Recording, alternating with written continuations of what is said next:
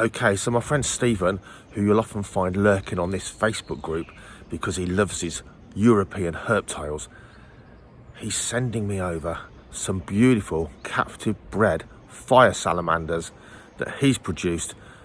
I can't wait to see them, so I'm going to show you them throughout this video, or in this video, and I'm going to show you how to turn these blue horse feed barrels.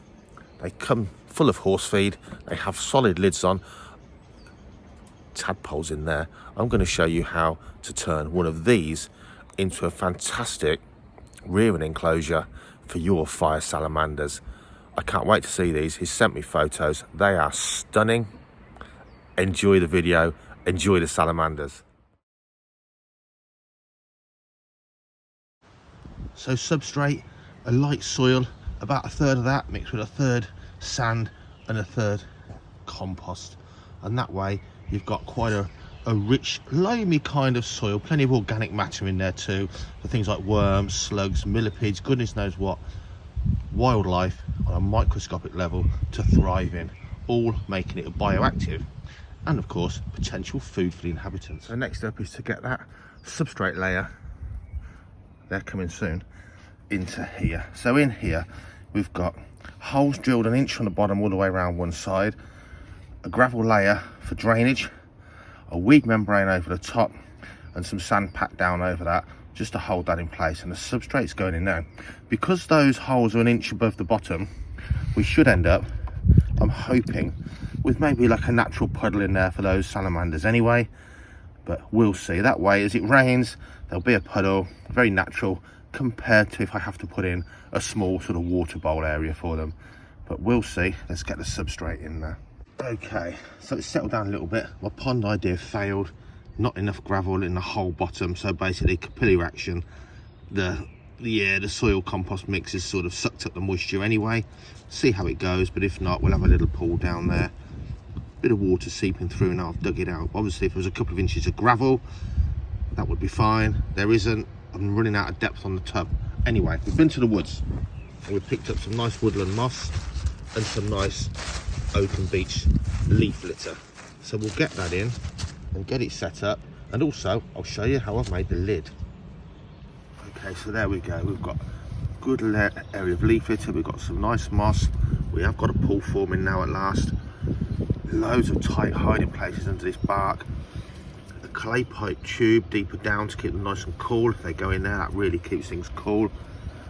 A little bit of creeping jenny just to see how that grows, and a little bit of dwarf periwinkle that we can keep down with scissors, just like bottle gardening or any gardening, or keeping a pond or an aquarium, even quite a large or small outdoor enclosure, needs you to care for it. Of course it does, but with a humus rich soil, a good leaf litter, it's going to be very bioactive. There's going to be all kinds of stuff coming into there for them to eat, not just the crickets and waxworms and things that get thrown in as a supplementary feed.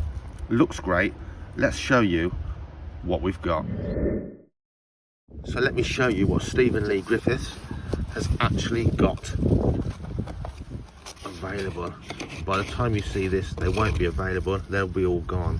But look at these wonderful, wonderful fire salamanders. Way bigger than I thought, twice the size I thought.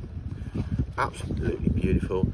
And they come with paperwork of locality, parentage, OEE, captive bred generations. These are something else. Look at these beautiful fire salamanders. Look at the colours on them, the depth of the colour. That is one beautiful creature indeed. Absolutely gorgeous. So there's 3 in there. Hopefully a couple or 3 in here. Look at that.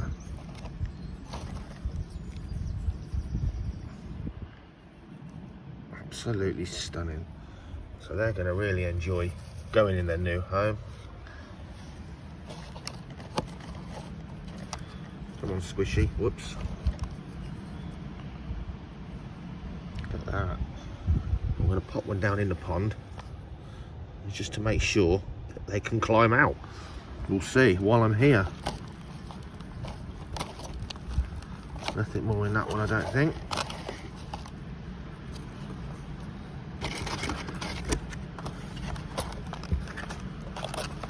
Beautiful species. Now, if we're on show here for the public, they're basically, they're going to be very nocturnal. They're going to be mostly for me, but available for talks.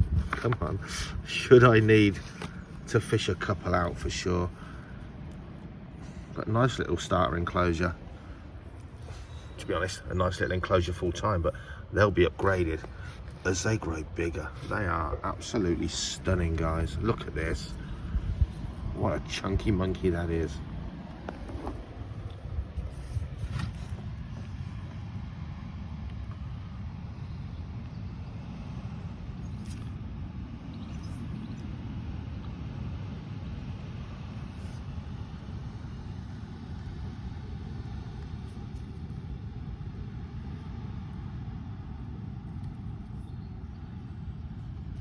Again, all these tropical animals we keep, and yet Britain and Europe, and to be honest, North America too, offers some absolutely world-beating creatures that we can keep, if we don't kill them, that we can keep, whoa, outside. Look at that go.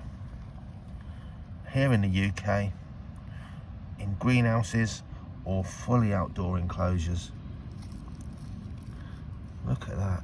The good thing about these small tubs here is,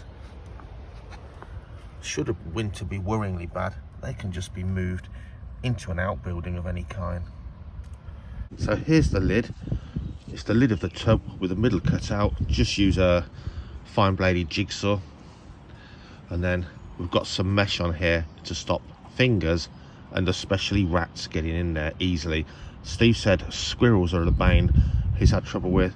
Well, plastic will never stop a squirrel. It'll help stop a rat, but squirrels here, so far, they've not been gnawing at my animal enclosures. Now, I make a lot of stuff. I renovate things. I'm good at DIY. Would you believe it? I've never used a hot glue gun in my life. So, bought one off the usual Amazon for a couple of quid. Absolutely perfect for holding that on there. Let me show you it in place. So there we are. We're just going to put the trim on front, rather back and front. That'll stop people being able to lift the lid off anyway. But we've also tapped in a couple of screws, one in each corner if you like. Anything you're building with a wire mesh, if you use black masonry paint, put it on a soft roller, fine roller, don't overload it, and just gently roller it on, probably not on top of your enclosure. Run a roller of black masonry paint on your mesh. It's basically very rubberized. It'll set black. You won't see the mesh, you'll see straight through it. Works brilliantly, looks way better than leaving the galvanized silver, because that acts like a net curtain and you can't see through it.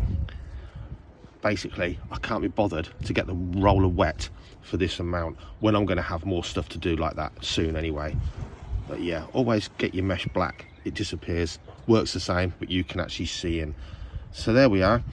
We've got to make sure, of course, the height of anything in here doesn't enable your salamanders to reach up and get out. Plants growing wild, out they'll be, because this mesh size is too big to keep them in. It's to keep things out.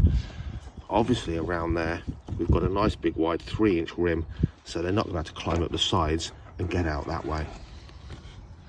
And the little guy that was in the pond, he's got out absolutely fine. So they have got a little pond. It is working, just a bit deeper down than I thought it would be. Crickets in there, some mealworms in there, and there'll be some waxworms next week as well. Another thing, guys, if you do open top enclosures and you're not worried about predators, if they're insectivorous animals, all the robins and the wrens in your garden will plough in the minute you turn your back after supplementary feeding, and they'll rob your animals of every single creepy crawly you threw in there. Guys, 5 salamanders, thanks to Stephen Lee Griffiths for breeding these wonderful, wonderful specimens. Get yourself into outdoor enclosures, keeping captive bred British and European species of herptiles no electricity, the best bioactive, the best sunlight, and all of that is free. And here, purely made out of junk. Look at that.